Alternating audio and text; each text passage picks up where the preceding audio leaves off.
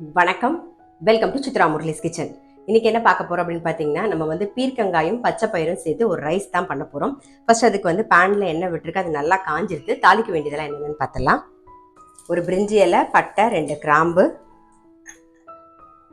இஞ்சி பூண்டு வந்து கட் பண்ணி வச்சிருக்கேன், அது சேர்த்துக்கிறேன். நல்ல பெரிய சைஸ்ல ஒரு வெங்காயம் பொடியா கட் பண்ணி, இஞ்சி பூண்டோட பச்சை வாசனை போக நல்லா வதங்கட்டும்.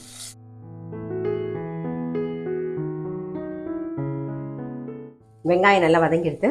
ஒரு தக்காளி, மஞ்சள் பொடியும் சேர்த்துக்கலாம்.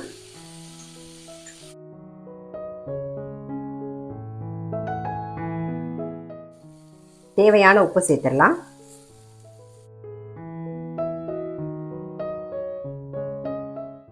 காரத்துக்கு கொஞ்சம் வரமிளகா பொடி, கொஞ்சமாக வந்து தனியா மசாலா பொடி,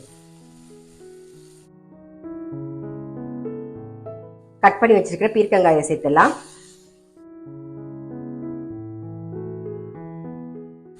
வேக வச்சு வச்சிருக்கிற பச்சை பயிறு,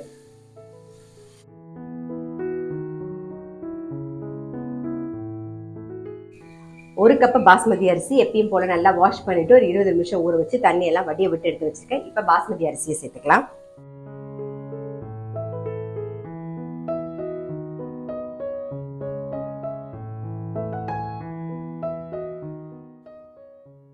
இதுக்கு வந்து நல்லா ஒரு 1.5 கப்பு தண்ணி விட்டுக்கலாம். ஏன்னா பீர்க்கங்காயும் கொஞ்சம் நீர் காய் தான், அதே மாதிரி தக்காளியும் தண்ணி விடும். அதனால 1.5 கப்பு தண்ணி விடுறேன் நான். நம்ம ஆல்ரெடி பச்சை பயிரை வேக வச்சு போட்டிருக்கோம், அதனால அது பிரச்சனை இல்லை.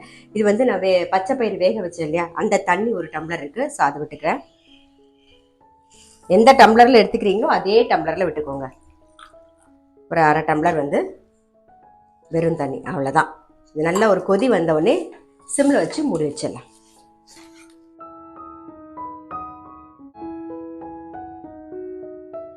நல்லா கொதி வந்துடுது, சிம்ல வச்சு மூடி வச்சிருவோம். வெந்ததுக்கு அப்புறமா பார்க்கலாம்.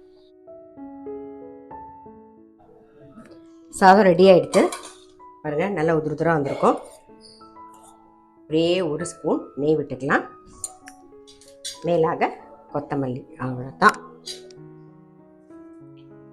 நம்மளுடைய பச்சை பயிரும் பீர்க்கங்காயும் போட்ட ரைஸ் வந்து ரெடி. ஆஃப் பண்ணியாச்சு. இதுக்கு தொட்டுக்கிறதுக்கு சிப்ஸு இல்லை வடம் எல்லாமே நல்லாயிருக்கும். இல்லை தயிர் பச்சடி, இல்லை காரக்கறி, எதுவாக இருந்தாலுமே ரொம்ப நல்லாயிருக்கும். ரொம்ப சிம்பிளாக டக்குன்னு பண்ணிடலாம். இந்த மாதிரி ட்ரை பண்ணி பார்க்கல அப்படின்னா டெஃபினட்டாக ட்ரை பண்ணி பாருங்கள். நான் அடுத்த வீடியோவில் சந்திக்கிறேன்.